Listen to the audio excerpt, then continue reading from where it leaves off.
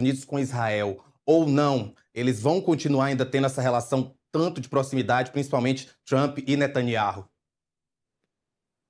Essa é uma excelente pergunta, né? Então, a relação entre os dois países, né, os Estados Unidos e Israel, é de longa data, né? Vai por questões ideológicas, por afinidade política, por uma Maria? questão histórica, por uma questão de lobby de Israel dentro dos Estados Unidos. Então, um rompimento total dessas relações é praticamente impossível, é muito, muito improvável.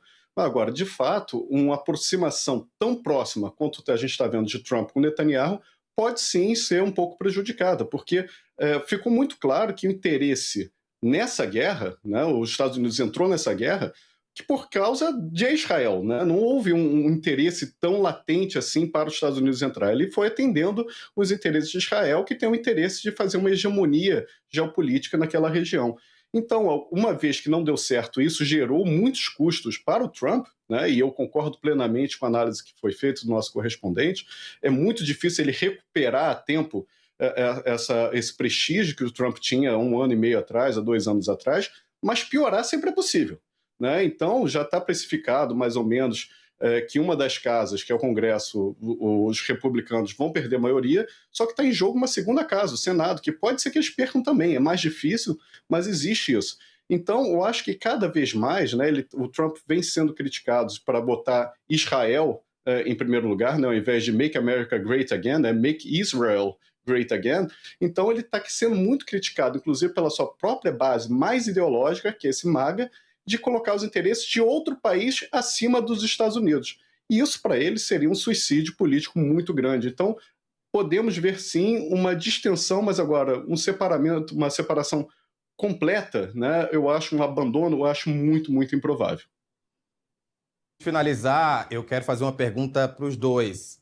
Porque não dá para falar em popularidade de Trump sem citar essas novas tarifas que podem atingir não apenas o Brasil, como outros países. Eu queria que fizesse também trazer uma análise de vocês a respeito delas. A gente já falou que o tempo é inábil para que essa popularidade seja recuperada, mas o quão vocês acham que Trump espera que essas novas tentativas de taxação possam ajudá-lo nessa popularidade? Começando pelo Hessel, por favor.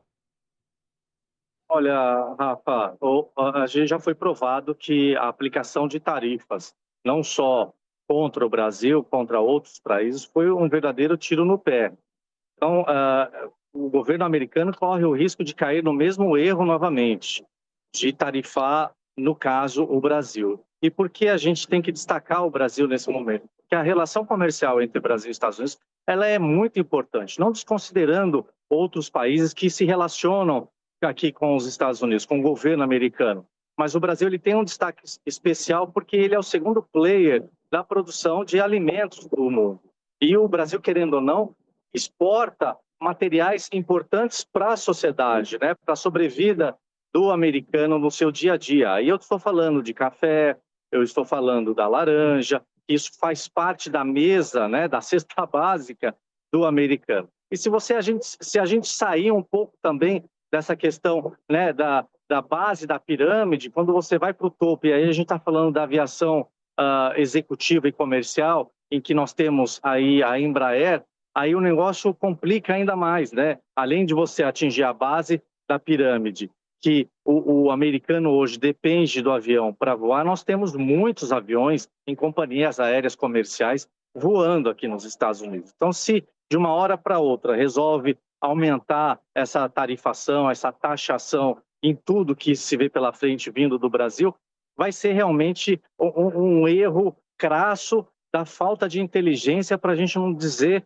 outra coisa aqui. Então, eu acredito que essa nova política de aplicação das tarifas contra o Brasil, ela não deve prosperar, não deve chegar ao seu máximo daquilo que foi divulgado, e precisamos entender muito bem que a aplicação dessas tarifas, inclusive a questão do PCC e do Comando Vermelho, isso nasce não do bojo do gabinete do presidente Donald Trump, ali dentro do Salão Oval, ela nasce no seu entorno. Aí eu estou falando de um segundo escalão ideológico, que aí a gente tem figuras importantes como o secretário de Estado, o Marco Rubio, a gente tem o secretário de Guerra, querendo ou não, também colaborando aí para que essa administração tenha um viés muito ideológico. Então, eu não acredito, eu quero acreditar que isso não vai prosperar, porque Donald Trump tem interesses particulares com o Brasil, foram acertadas situações dentro do Salão Oval da última visita do presidente Lula ali naquele local. Eu acredito que o Trump, movido a dinheiro, movido a interesses, não vai deixar que isso aconteça. Rubens, também queria te ouvir em relação a essa possibilidade de tarifas, e principalmente nessa possível queda de popularidade, aumento na queda de popularidade de Trump, caso ele siga com essa ideia. Olha, eu estou gostando muito de participar aqui, que eu estou concordando com quase tudo que o resto está falando. Tá muito legal esse bate-papo. Eu concordo com ele, né? Então, as taxações, né? O uso das tarifas como ferramenta de política externa vem se provando não muito eficiente, né? Pelo contrário, inclusive o Trump recebeu uma derrota duríssima da Suprema Corte, dizendo que as tarifas não podem ser usadas, né, para punir globalmente vários países. Então, quem está esperando, quem tem paciência para negociar as tarifas, tem se mostrado bem melhor sucedido do que os outros países, por exemplo, como a União Europeia e o Japão, que se curvaram às tarifas, né? O Brasil tem se dado relativamente bem. Porque essas tarifas, né, além de serem muito complicadas e muitos alegarem que são irregulares, eles aumentam o custo de vida do estadunidense, né? Então, o café, a carne, o suco de laranja, como já foi citado, eles vão aumentando o custo de vida dos Estados Unidos, que já está pressionado. A inflação dos Estados Unidos já está pressionada muito para cima. Então, acertando o bolso do estadunidense, isso vai se refletir nas eleições. Então, racionalmente, não faz sentido essas tarifas continuarem sendo impostas. Mas, como foi muito bem falado também, não é só o racional, não é só uma questão matemática de comércio, existe uma questão política também.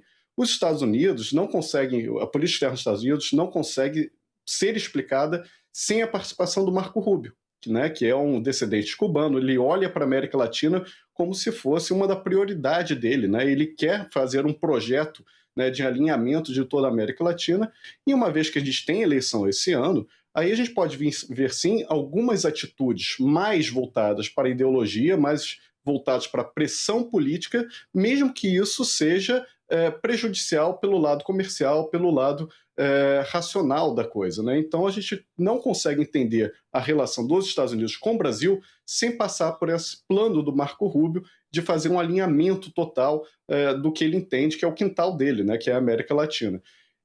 Então, a ver quem é que vai ganhar esse jogo nesse cabo de guerra, né? De um lado vai ter os empresários contra as tarifas, de outro lado vai ter uma ala mais ideológica, né, que também é bem próximo do Trump, pressionando para que essas tarifas sejam colocadas.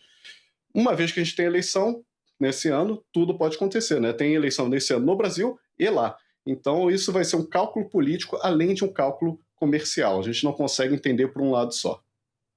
Hessel Rubens, muito obrigado por participarem com a gente aqui no Agora Metrópolis. Mas antes da gente ir, ô Hessel, ali atrás de você é uma bola da Copa? Os Estados Unidos agora vivem em função da Copa. Em qualquer lugar que a gente vai, a gente encontra uma bola. E eu tenho que sair logo daqui, porque daqui a pouco eles vão cobrar para eu ficar aqui na frente dessa bola aqui. Porque tudo você tem que pagar agora, né? Então, até se a gente começar a respirar perto de algo voltado aí a FIFA, a Copa, é capaz de eu ter uma tarifa depois para pagar aqui. Eu sei bem como é isso, é bem verdade. Rubens, muito obrigado. Hessel, muito obrigado. Claro, infelizmente, as peripécias de Trump elas não vão terminar tão cedo, então vocês, claro, estão convidados a voltar aqui no Agora Metrópolis. Eu que agradeço. Obrigado pela oportunidade. Prazer, Rubens, falar contigo também. Olha aí, ainda voltando para a coluna de Igor Gadelha, ele traz que integrantes do Supremo Tribunal Federal estão atuando nos bastidores para que haja uma reaproximação entre o presidente Lula e o ministro Alexandre de Moraes. É isso mesmo. Quem está no comando dessa articulação é o ministro Cristiano Zanin e também o ministro Flávio Dino, segundo fontes presidenciais da coluna Igor Gadelha. Lembrando que os dois foram indicados ao Supremo por Lula. Os ministros têm afirmado nos bastidores que essa reaproximação de Lula e Moraes é importante, principalmente porque o Alexandre de Moraes vai ser o próximo presidente do Supremo Tribunal Federal. Os dois se distanciaram nos últimos meses, depois de Moraes ser envolvido no caso Master e, sobretudo, depois do Senado rejeitar a indicação de Jorge Messias ao Supremo. Publicamente e nos bastidores, O Lula tem defendido que Moraes precisa explicar o contrato